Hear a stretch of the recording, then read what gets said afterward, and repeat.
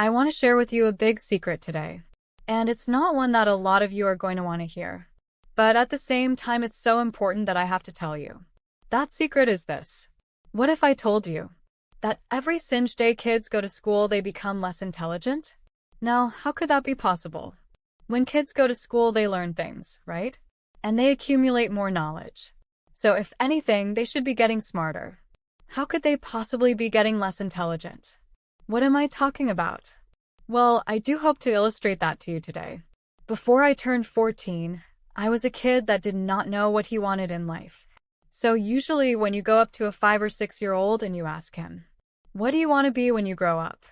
He'll say, "An astronaut or a businessman."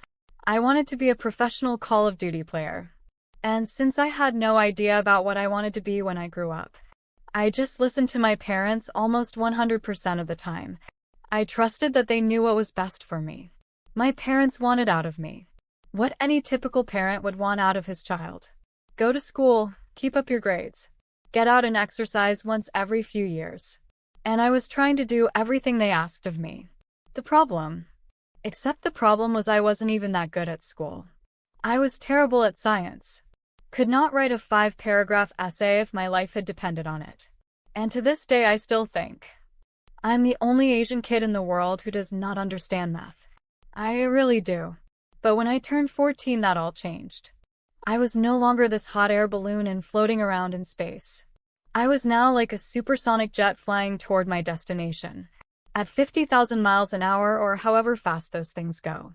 This change all started when I received an envelope with the mail. It was an invitation, not to a birthday party. I did not get any of those, not to a playground, but to a business plan competition down in Boston. And I was curious. I was just so curious that I had to go. The program director explained to us that over 5 months, we would form a team, develop a business idea, and present this idea to a panel of judges who would be judging us, how good our suits are, and how good our business ideas were.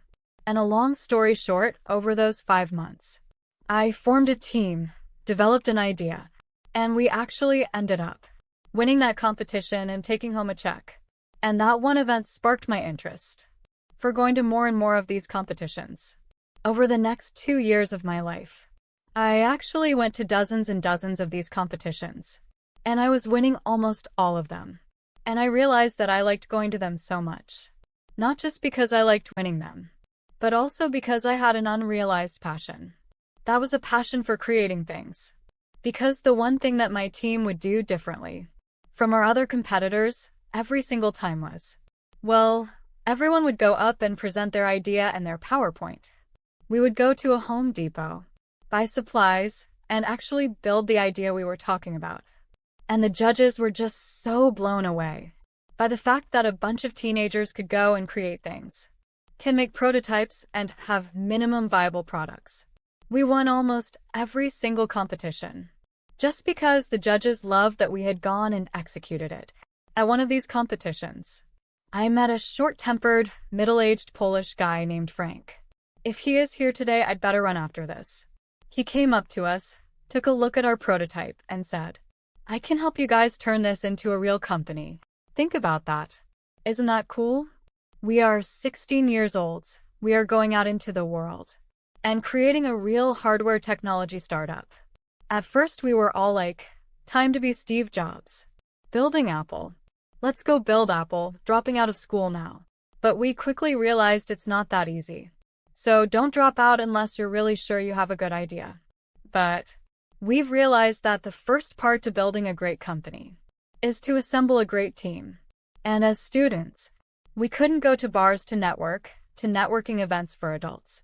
So we went to our school and set up this little presentation in our auditorium, in which we would present our idea and hopefully kids would join our team. We sent out an invitation to our entire school. And the first thing we noticed is that almost no one showed up. There was almost no interest. And those who did show up spread the rumor around the school. And throughout that week, we were actually marked. We were made fun of for our ideas and for being wannabe Mark Zuckerbergs. What's funny is, the next week after, we took the exact same presentation. School makes kids less intelligent. and did it at our elementary school, so to kids who were 5 or 6 years younger. And the response was phenomenal.